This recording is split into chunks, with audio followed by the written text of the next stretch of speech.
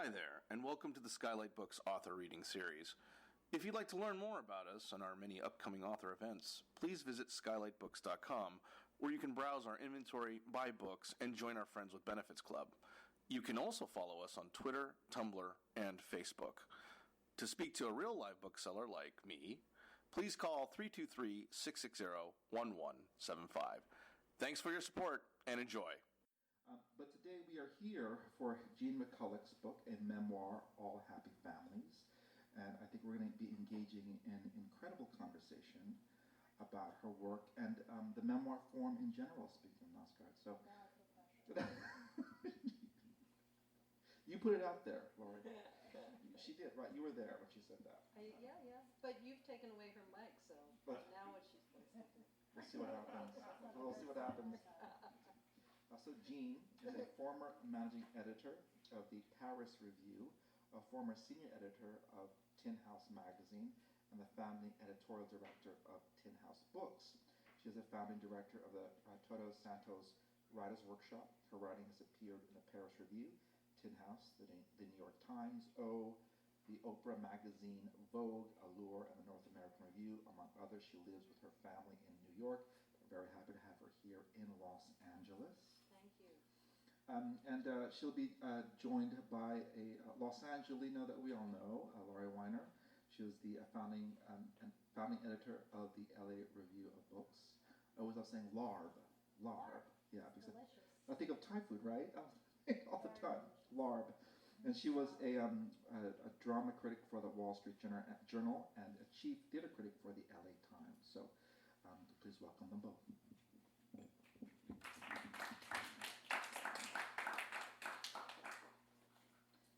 So we're going to start with a short reading from the book. I learned by reading the book that I should be calling you Jeanne. That's right. So I've been pronouncing it wrong for 23 years. But it's never too late to learn. It's never too late to learn. So now we know. That's how you learn these things. I had to write a whole book just so you knew what my Well, real name was. you could have corrected me. I could have. Okay. But whatever. Right. I'm going to read a little bit from the beginning, a short bit. As many of you know, not all of you know, this is a memoir about an event that took place 35 years ago in my life. It was a wedding. It was my wedding. And so I'm going to read from the very beginning of that. August 13th, 1983 was the day of my wedding. I was 25, a messy splatter of freckles across my nose, the final badge of childhood. Just before sunset that afternoon, I would put on a vintage lace dress that swooped gently off the shoulder in a style I saw as reminiscent of Sophia Loren in her glory days, and my mother saw as suggestive of the sale rack at a yard sale. In the house that morning, they were talking in various rooms. In the pantry, the boy delivering flowers, sprays of lilies of the valley, and a basket of rose petals for the wedding cake was being bossed around by Johanna, the Irish cook. Johanna never got to boss anybody in the household. Everyone, the housekeeper, the gardener, everyone disregarded her.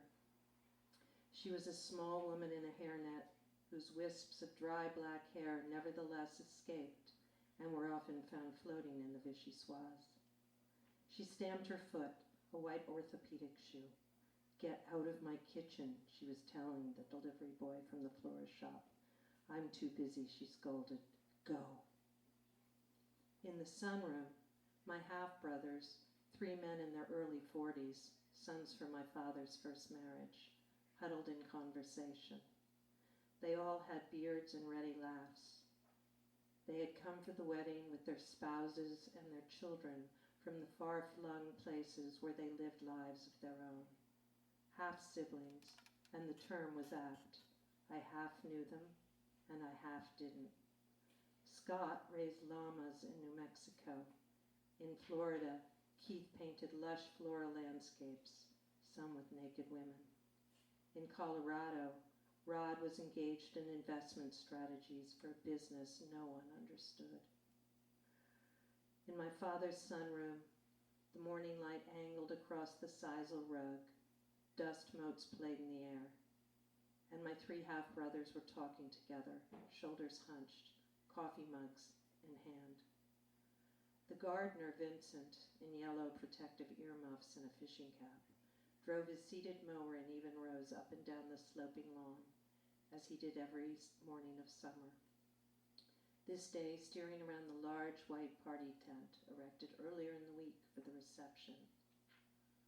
My wedding was scheduled to take place at 5 in the afternoon. It had been timed and debated for months, the proper moment for a wedding. The ceremony was to be situated by the garden up by the house, with a view giving out to the sea. Situated.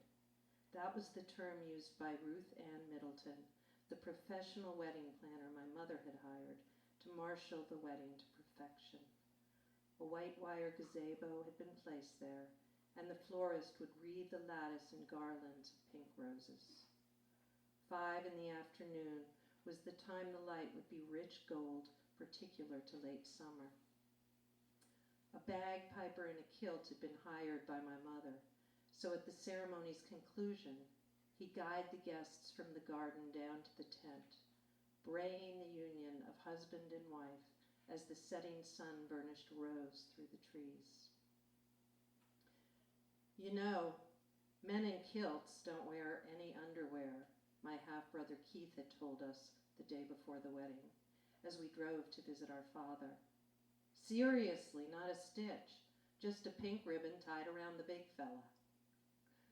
My siblings and I were in the family station wagon when he told us that, on our way to Southampton Hospital. Our father lay in a coma in the ICU, having had a massive stroke 2 days before the wedding, leaving our home for what we suspected might be the last time, strapped to an ambulance stretcher, the strap of thin, final harness to our life.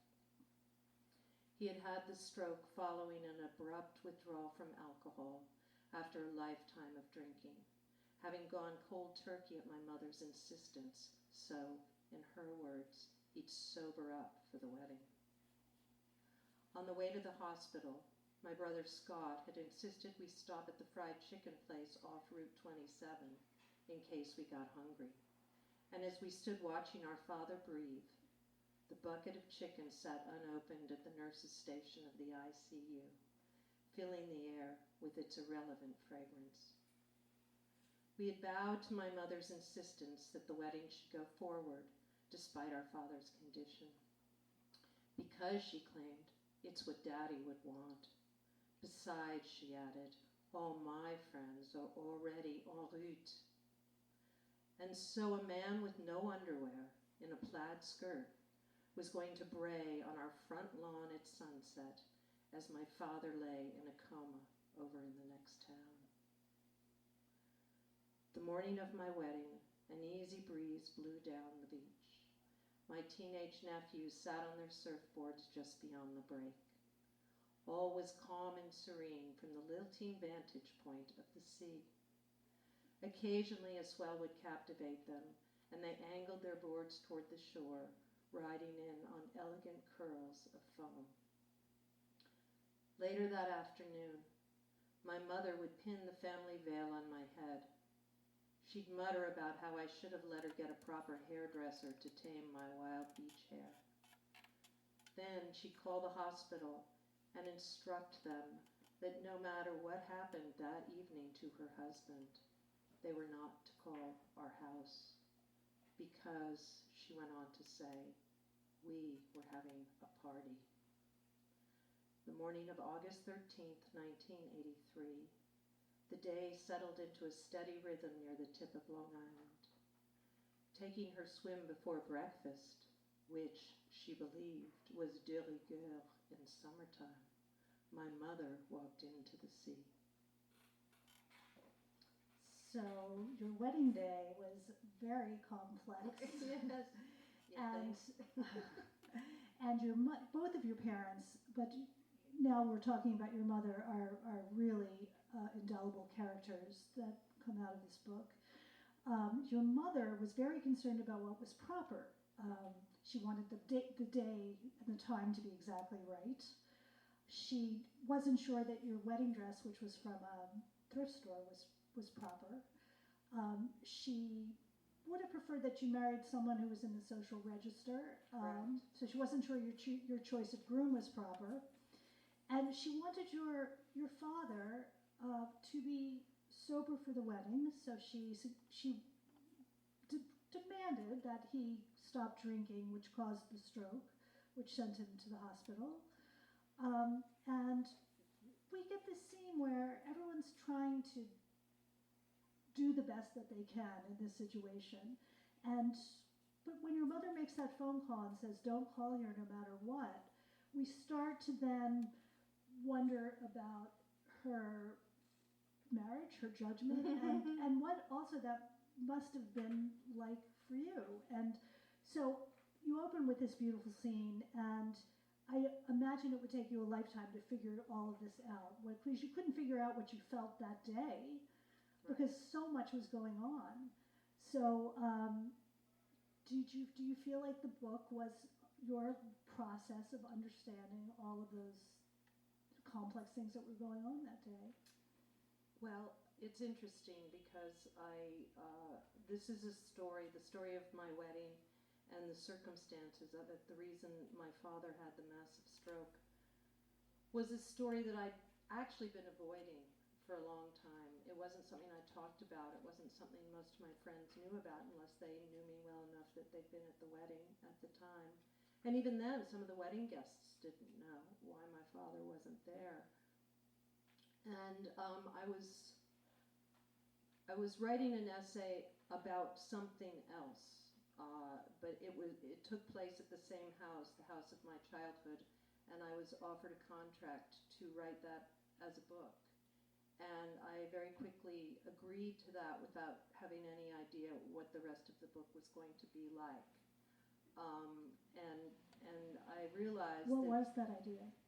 Well, I mean, the essay that I had written had been commissioned for an anthology called Money Changes Everything. And it was 22 different writers writing about rags to riches, riches to rags, rags to rags, riches to riches, whatever way you wanna slice that. And my essay had been about how I had grown up in this house by the sea, which for all intents and purposes might look like we had this beautiful life, because if you're just walking down the beach, you might think, and I am guilty of this too, when I'm walking down the beach and I look at a beautiful house, I go, wow, those people must have an amazing life. So what I was trying to get at in that original essay is that, in fact, depression and alcoholism are universal conditions, and what was going on behind the dune there might not be as rosy as what people thought, and therefore don't assume that money means happiness. But what I had in writing that, it took me 5,000 words to write that essay, what I had neglected to appreciate in having to turn that into 65,000 words was I was going to have to dig in pretty deep to what had transpired behind the dune. And I had told my students when I teach memoir, I had said, always look for the story that you have been trying to avoid, because right there may be the kernel of what you're trying to say. And the one image I had always had and sort of tried to push to the side was of me in my wedding dress in my mother's bathroom, because I was getting married at home, and the string quartet was playing, people were being seated, and I could hear that, and I could hear the sea off in the distance, and we'd just been to visit my father, and he was on life support, and I hear my mother dialing her little pink princess phone, and I'm thinking, who the hell could she be calling right now? Any minute now, I have to go downstairs and get married, given all these circumstances. And I heard her call the hospital and say, if anything happens tonight, don't call this house, we're having a party. And I couldn't lose that image. That was always with me. So I thought I better try to get my arms around this. And I had, at that point, I had a lot of, I had 30 years of perspective on this. And I had a lot of people that were no longer on the planet who would have not liked me to tell the story, i.e. my mother, were gone. But it still was a lot of work to get my arms around it. And, but here we are. Yeah. Did you write that other essay, the one that you had been? Yes, that had already been published. That's where an editor saw it and gave me a book contract. That had been published in the anthology, and it had also, the first serial had been in a magazine, so she'd seen it there.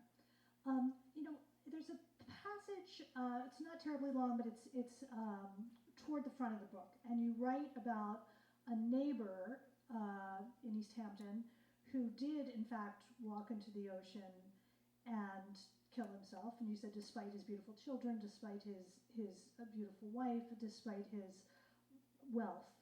And it's early in the book, and I thought when I read it, and you said, as a child, you always knew that you sensed that you would not be protected from anything that people have to endure in life, but you address the issue of wealth and how you felt about it, and how you worried that people would judge you when they found out where you lived, things like this.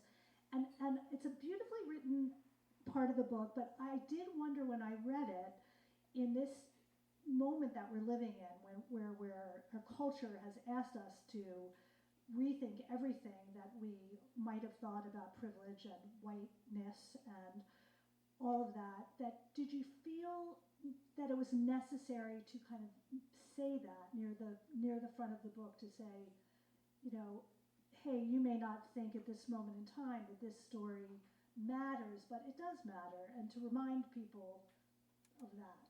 Well, because actually that particular passage you're thinking of, which I believe starts, so money, what of it? A gray house on the beach and a beautiful tent where the grown-ups danced at night.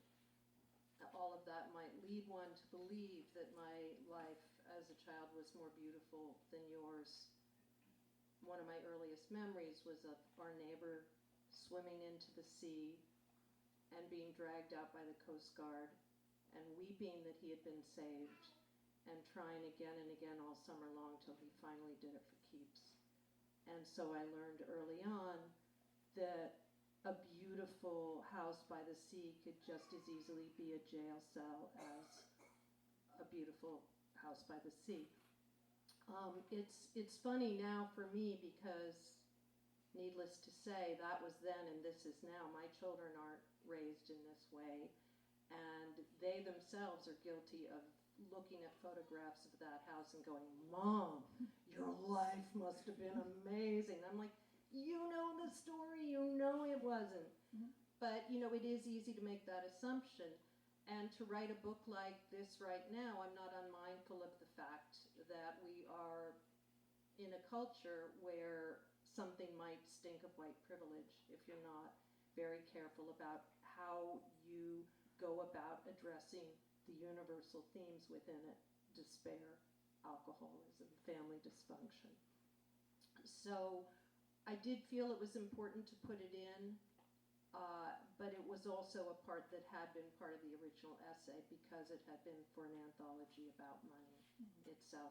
But I'm still very cautious about that, because it's very easy for somebody to look at this and go, I'm not going to bother with this. Why do I care about this story right now? There's so many other stories. True enough. But if I've told it well enough, hopefully somebody will find something else in there, and that, well, we'll see. I did the best I could. You did a very, very good job. Let's talk about your father, a very interesting man. He was an older father, so you really didn't know him, in his younger days. He had another family first. He had lived abroad all through World War II. He was an intelligence officer during World War II. He spoke 10 languages fluently. He was conversing in many other languages. He was constantly learning languages, and he, I think probably instilled in you a great respect for language and learning and all of that stuff.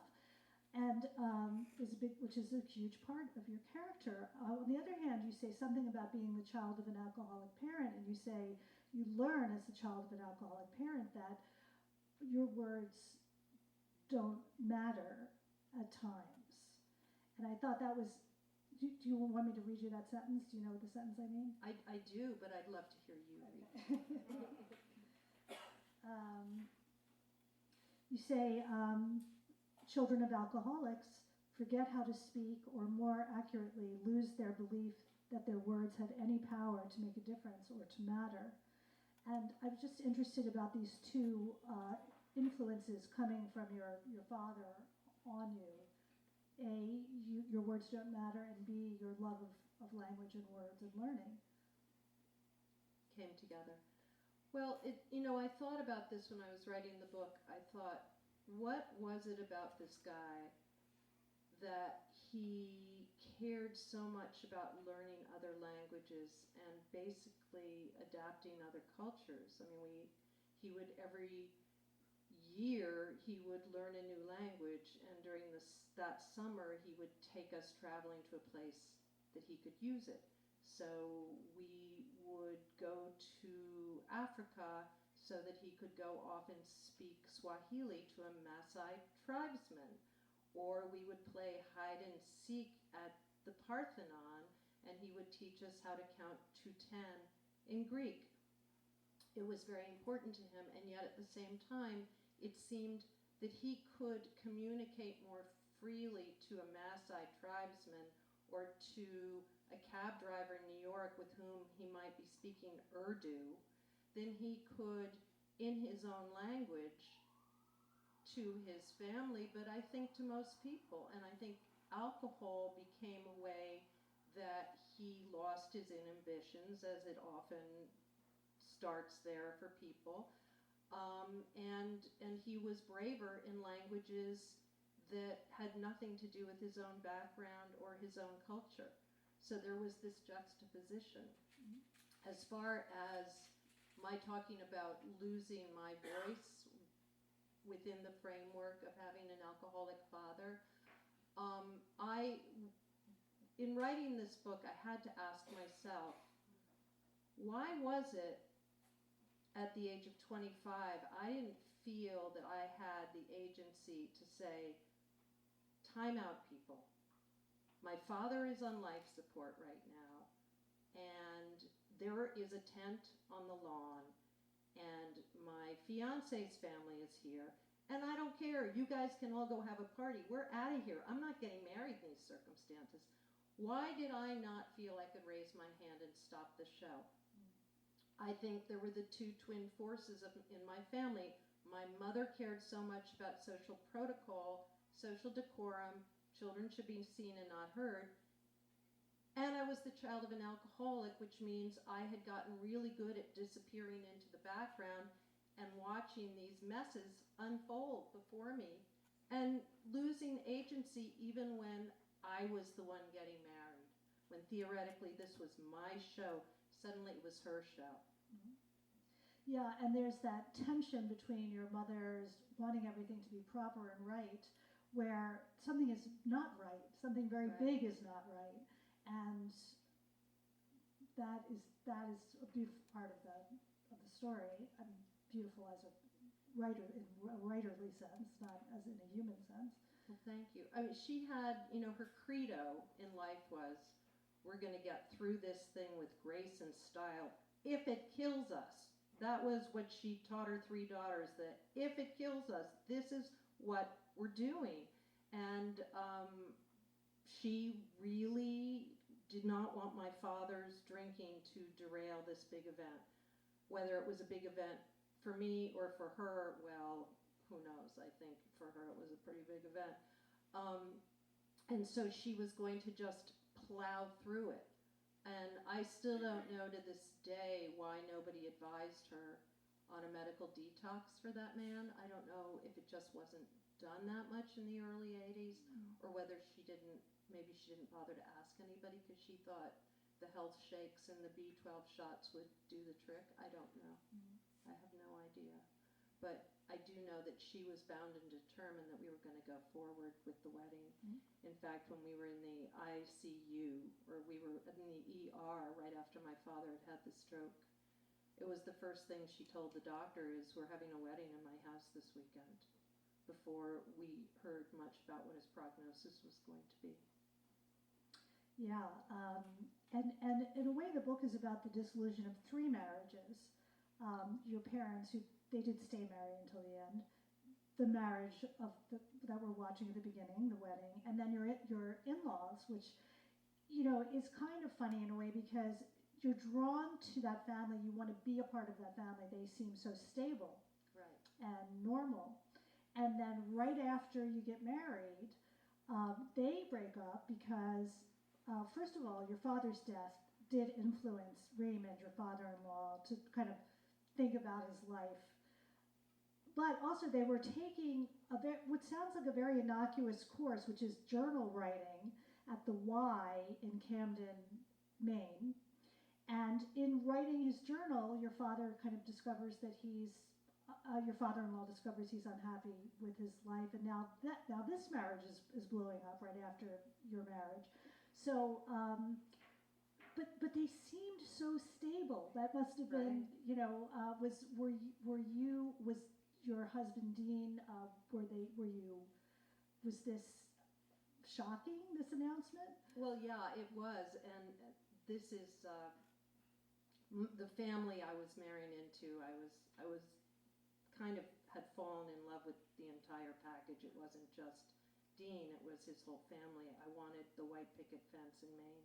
I wanted the mom that was going to knit me sweaters and teach me how to ice a cake and all of these things. And yet we went up there. When the original announcement was made to us, we were up there for a week cruising around on a boat with them because my father-in-law was a big sailor.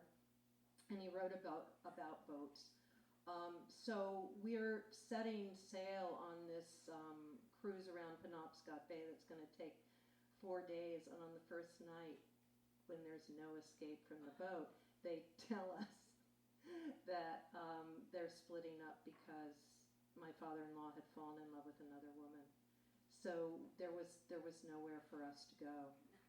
And as I go on in that, the whole second section of the book is about that family, and it basically takes place over one Christmas holiday where all the siblings are home for the week, and it all revolves around ritual, much the way a wedding does. This was their Christmas traditions, which they were holding to, even though every night after dinner we were having these sessions in the living room in which everybody was kind of going, "Dad, you fucking asshole." And he was having to sit in his lazy boy chair and just take it. And basically, he said when Jay's dad was taken out like that, I mean, that could happen to any of us, and I'm not getting any younger, so I'm going to seize the day, and this is what I want to do. But before he had confessed it to his wife, he confessed it to his journal. And they were taking a journal writing class at the local Y.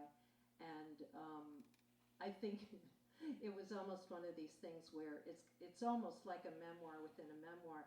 They hadn't ever really sat down and written honestly their thoughts down. And in so doing, he kind of confessed to the journal that he had fallen in love with another woman. And then everything sort of fell in or fell apart from there.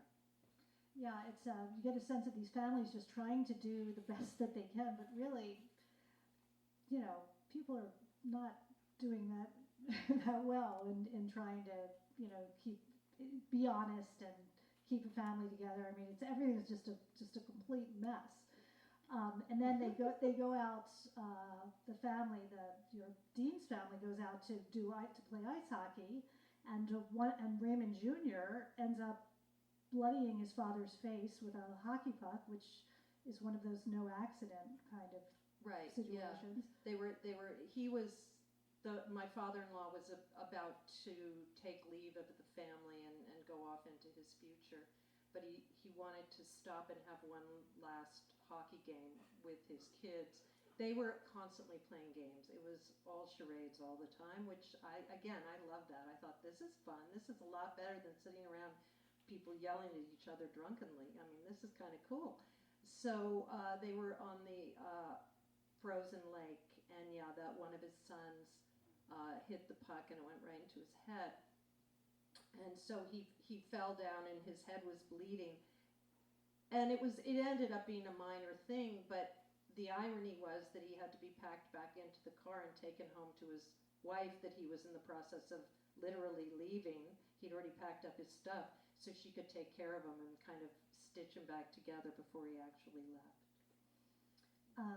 Getting back to your dad for a moment, he wrote stories for you about a character named Franklin, who was an octopus. Right. And they're very amusing stories. Two of them are included in the book. And I can't help thinking that your father was trying to tell you something about himself when he was writing these stories. Franklin is an octopus, and he goes to a bar and he orders 8 scotches at once and drinks them all down, and then he hails a cab and he's pointing in 8 different directions all at once, and he's there's something very lovable about him. He's freakishly talented because he's an octopus, and he's really doesn't have a home. He's really out of place. He's an octopus on dry land, and I felt that your father was kind of trying to express something about himself to you when he was writing those stories. Well, it's just a pity you couldn't have been my father's shrink, because I think you may have just uncovered it all. It was something I did, and maybe this was, the developing editor in me.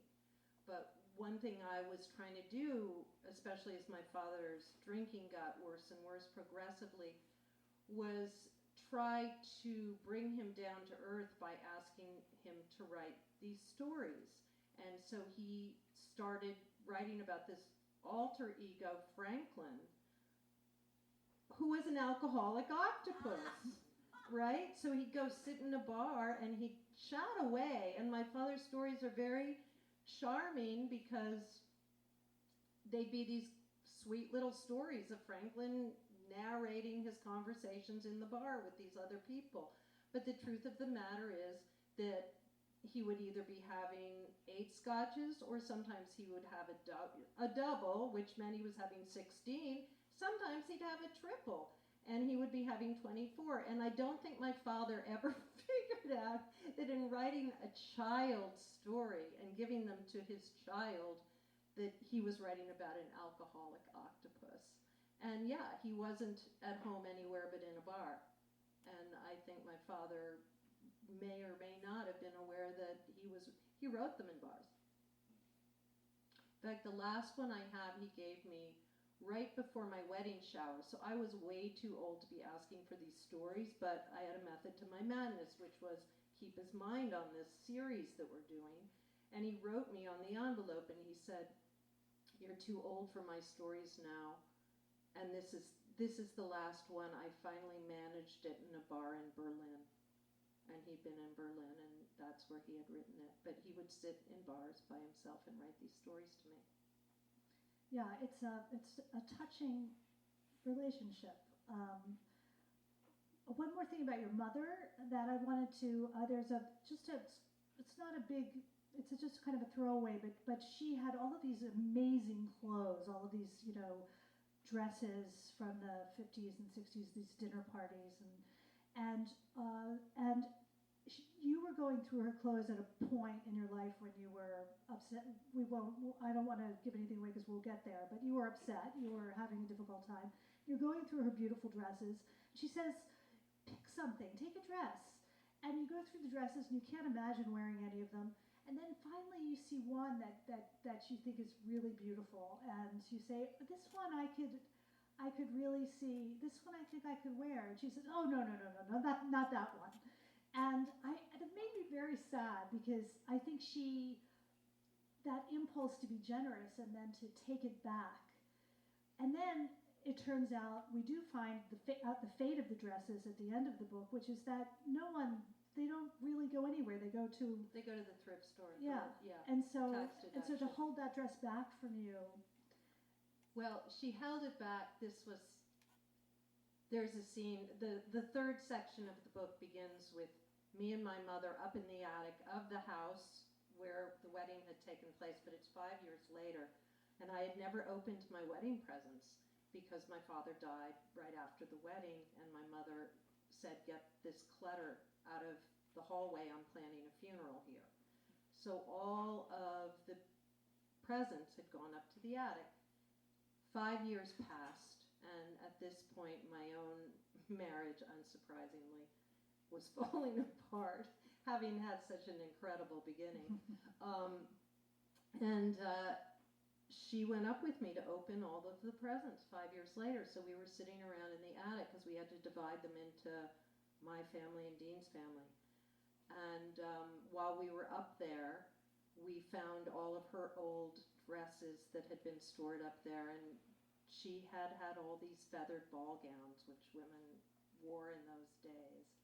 And my mother was sort of this juxtaposition that during the day in the 60s, she'd have her black armband on and she'd be marching for women's rights and civil rights. And then at night, she'd put on her feathered ball gown and spray the Chanel, and she and my father would go out and go dancing at these big parties. So all of those dresses were up there, along with her entire collection of Lilly Pulitzer ships and all these other period pieces that ended up going to the thrift store. And she kept wanting me to try them on, and I didn't want to try them on because it just felt like I was putting on her costume, and it creeped me out. But there was this one beautiful silk dress that my father had brought her back from a trip to China when they had first been courting. And I wanted that because it was so gorgeous. And she said, nope, that's mine. You're still young. Someday some guy might give you a silk dress of your own, but this one is mine to keep. And I thought, wow, really? You're like this really old lady now, but you're going to hold it back.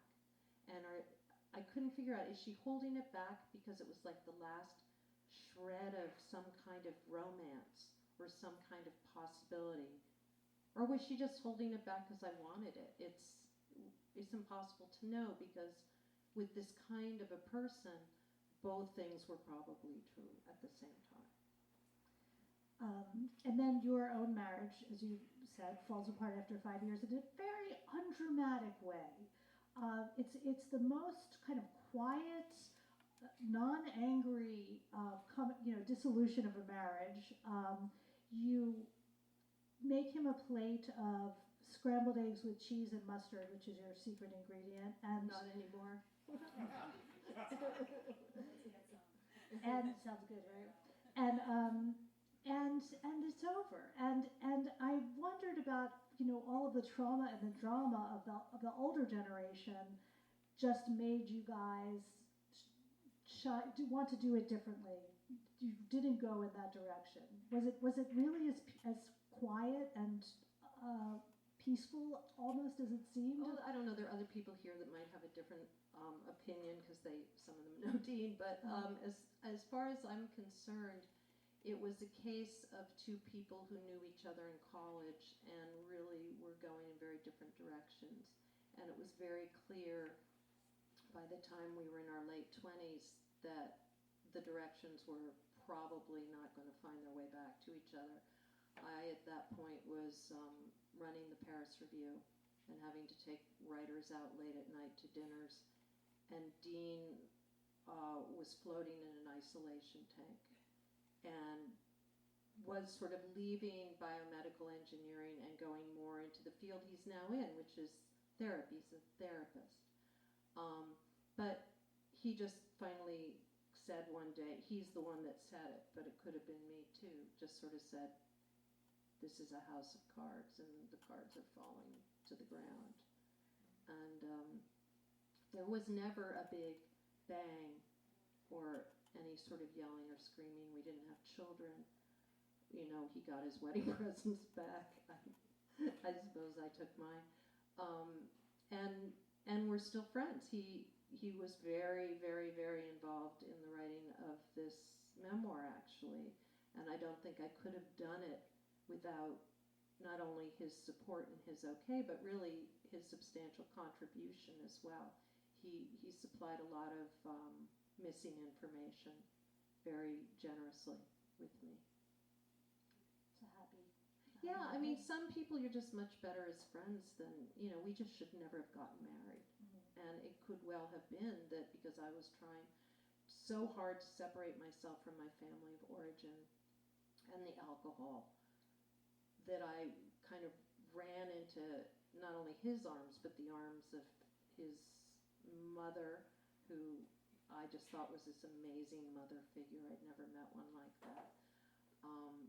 And she stayed my friend till the day she died. Was there, in writing this book, did you come to see your mother and father differently? Were you able to forgive more? Yeah, I mean, I think particularly my mother, I wouldn't have been able to understand her and let her off the hook had I not become a mother myself. And I think that was a very important part of it, because when you become a mother, you understand that you can want the best, but you're going to fuck up occasionally. And I think in understand, then going back to this weekend of the wedding and trying to understand it, I think maybe what she was trying to do was she was so sick of my father's alcohol derailing family events. And, I'd grown up with a guy that would fall apart very theatrically in front of my little friends at my birthday party and stuff like that. And I think she was like, this is not going to happen this time. If you want to be at the wedding, you got to sober up. So I was able to understand more nuances of where she was coming from once I had children of my own, and I had to figure out how to make the world perfect and safe for them, knowing that that was never going to happen. When, a tower was crumbling literally outside our window one day, how was I supposed to do that? Mm-hmm. And that helped me to understand her more. And had you been out of touch with Dean? Did you approach him when you were thinking of publishing this book and to get his approval, or? Yeah, I mean, Dean had been telling me for years. Over the 30 years of our having known each other since we were married, he was always saying to me anytime we'd see each other, you really need to write about this. And I was like, well, if I ever get around to it, you're going to have to help me. So I finally did contact him a few years ago when I was starting to put pen to paper. And I said I'd like to come out. He lives in Seattle. I'd like to come out and spend a weekend talking to you about some of this stuff if you're up for it. And he goes, yeah, I'd love to do that. So we sat on this boat. He lives on a boat. And chiefly, he had been the last person to see my father alive. And he had gone over to the hospital unbeknownst to me, and the day after the wedding, and he had matched my father's breathing, heavy breathing, because he was, from his own studies, he believed that if you matched the breathing of a coma victim, you have a better chance of maybe being heard. And he took my father through the whole wedding. And he ended with, you can go now. And he had told me that story years later. So I wanted him to tell me that story again, because I said, this is not a work of fiction, it's a memoir. I can't tell this story because I wasn't there. So I need you to really supply all the missing details. And he did very patiently. And there were a few other times when I would write him an email or I would call him and I'd say, am I making this up, or did you guys really do a living crash in the middle of Camden, Maine in like 20 below weather every Christmas? And he'd go like, yeah, no, we did that. You're right, we did that. And so he sort of fact-checked a lot of stuff too, and he was the first person I sent the manuscript to. Long before I sent it to my own editor, I sent it to Dean and asked him if he had any changes or anything. And then finally your father died the day after the wedding. Yeah. And, one thinks about how we may have control over when we decide to leave, because Right. he did wait until the day after. Well, he waited until the day after, but it's also true that the ultimatum he was living under at that point, as my mother said, if he ever wanted to live at home anymore, he had to stay sober. And she had put him in a little hotel, a residential hotel, where she said all the widowers and divorcees stay, whatever. And when I had gone over to see him, he told me that they were building him bookshelves in September, and I took that to mean that he was going to drink, because what he was saying is, they're building me bookshelves because I'm not going home to your mother, because I'm going to be drinking as soon as this is all over, this wedding is over. And the last conversation I had had with him was the week before the wedding, and he told me, at that point he'd been sober for about 5 days, and he told me that he was writing a toast for the wedding, but he said to me then, he said, but after I give it, I'm going to drink. That's only fair.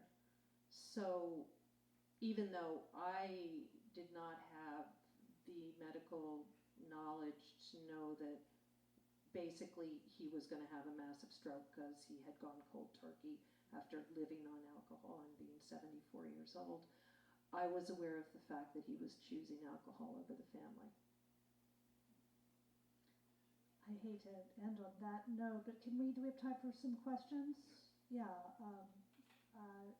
If anyone has a question, yeah.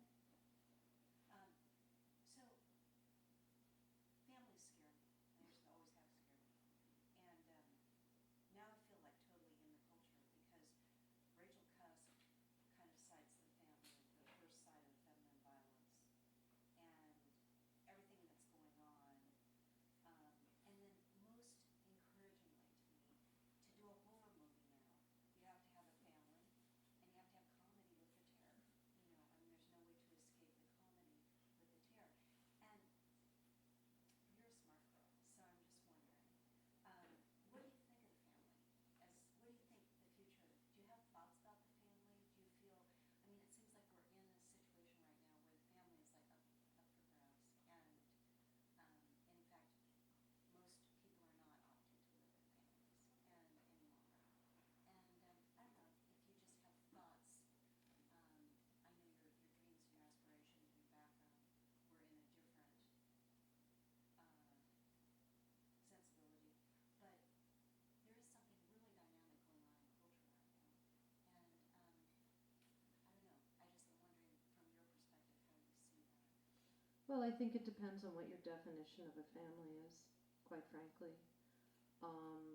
I mean, there's the nuclear family, and you can always find plots, if you want to talk about family as a narrative arc mechanism. You'll always find plots in theater, in film, in fiction, and nonfiction, that is both horror and comedy, because that's what life is. But I would think that most people, as they go through their lives and move beyond their nuclear family, find other family groups within the structure of their lives and the choices they make, whether it's within work, whether it's within their culture, whether it's just in friendship groups. So in that way, I see family as, to be ridiculously general about it, I see it as sort of a life preserver through everything else that we're going through. But I don't mean necessarily mom, dad, kid, dog, and cat, or whatever, fish, gecko, in the case of my own family. Yeah. Thank you for sharing these stories with us. I wonder about the writing process. You said that you'd had a piece and it got picked up and you needed to add just a quick 60,000 words onto it. So,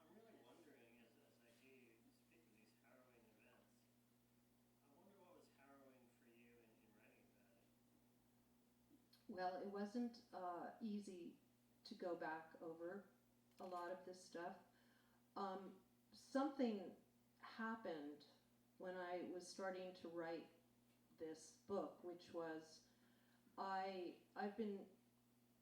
I've moved a few times, so I have an enormous amount of stuff in storage right now, and including 25 boxes of books, which is bumming me out, so I don't have access to my books.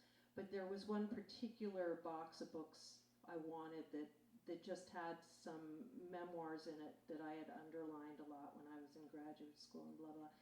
And I asked the movers to bring it to my office, and they brought the wrong box. And they brought a box that had across the top in black magic marker, summer of 1983. And it had been taped up. The tape had yellowed with time. And it was a box I'd been avoiding. I didn't want that box. And there it was, literally in my office, staring me down. So I opened it up. And the first thing on the top was a file that said wedding. And I opened it up, and it was all these cards that I had received right after my wedding. And they said, congratulations on your nuptials. It was a beautiful day. Followed by, we're so sorry for your loss. And so I thought, okay, well, here we are. Here is a way in. The other thing that was in this box, and this is somewhat uncanny, is my master's thesis that I had also completed that summer at Columbia. And I had written my thesis on a short story called The Garden Party by Catherine Mansfield. And in that story, an aristocratic British family is preparing for their annual garden party. And they hear a delivery guy has been killed right down the street. His horse has shied, and he has broken his neck. And the eldest daughter goes to her mother as her mother's getting ready for the party and says, we cannot go ahead with this party with a man dying down the street. And her mother says, don't be absurd, don't be extravagant. Mm-hmm. Now I had written my thesis on this 2 months before my wedding, right? Same story, same plot. But it wasn't until I opened that frigging box in my office all these years later that I went, holy shit, it's amazing what the mind won't see if it doesn't want to see it, if it doesn't want to take it in. I mean, not at one point did I think, wow, life is imitating art in a hideous fashion. Not once.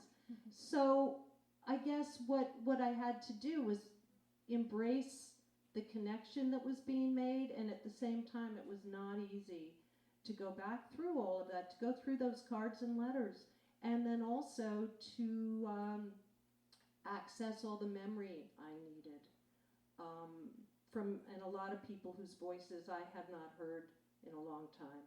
And you really have to do, I've said before, it's like having a literary seance in your own head. You have to really listen for those people who haven't been speaking to you for a long time before you kind of can hear their voices again. And that becomes another tricky part of writing this kind of a memoir about an event that took place such a long time ago. Hi, Al.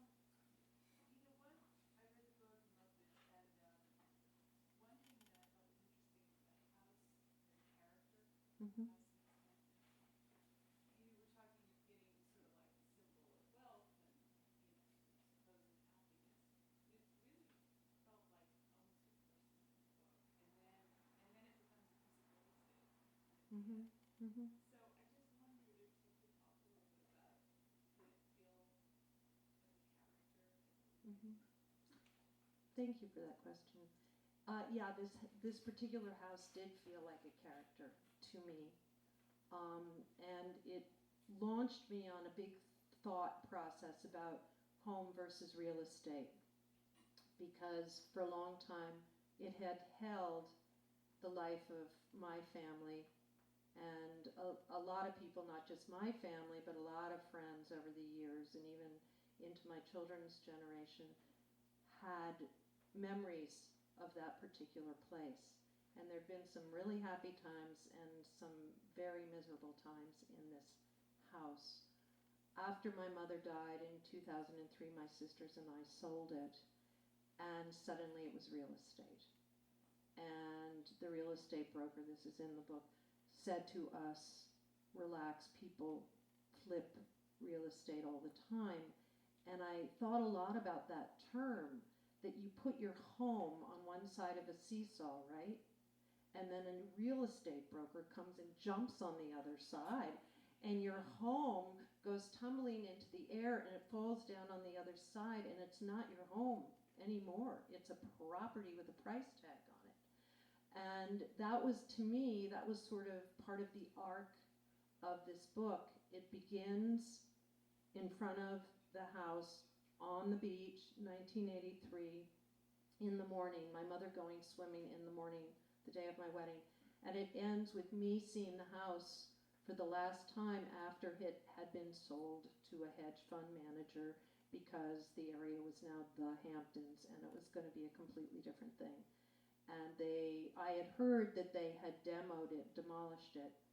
So I went back to the beach. I happened to be in the area with my kids for New Year's, and I went back thinking there would be nothing there, but they had only demolished the house from the inside at that point. The structure was still there.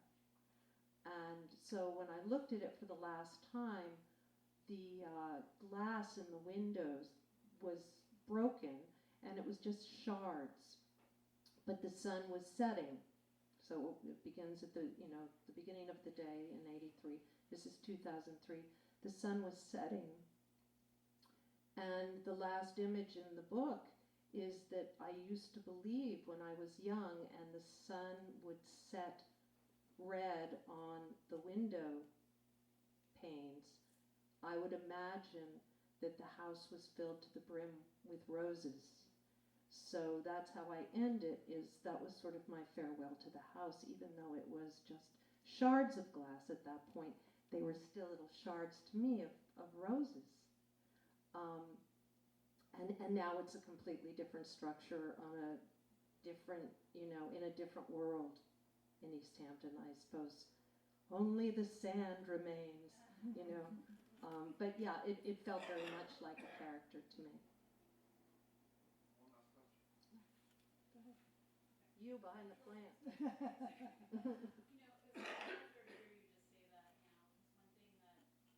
was a pleasure to hear you just say that now, because one thing that, because your descriptions are so vivid and they're so visceral in the book. You can smell it and feel it, you can see the rhododendron bushes or sand in the sidewalks or whatever. It's so visceral, and I just sort of wonder, looking at your cover along with that idea, did you write prompted by photos, or did you use photos? And if you didn't, have you gone back and there's disconnects where it's oh wow, I did kind of make that up, or that was so about the mood at that time? It's so real in the writing.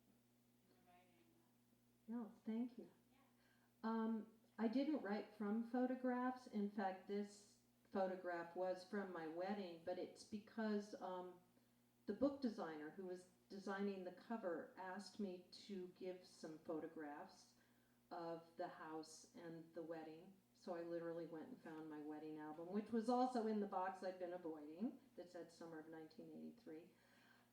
And then I was able to look at it, and the bagpiper was in one, so now we know we didn't have any underwear on, la la la. And it was interesting to see. I was glad I hadn't used photographs. Actually, I think they would have gotten in my way in writing, because I think I needed much pure access to the images in my own memory, because, as you know, memory is not perfect, but it's your emotional truth. And so for that, you don't want the photograph. You want access to your emotional truth. Okay, well, thank you. Thank Jeanne. you. Thank you all. Yes. You've been listening to the Skylight Books author reading series. Don't forget, you can listen to this and all of our other great podcasts at skylightbooks.com. Thanks again for stopping by, and we hope to see you soon.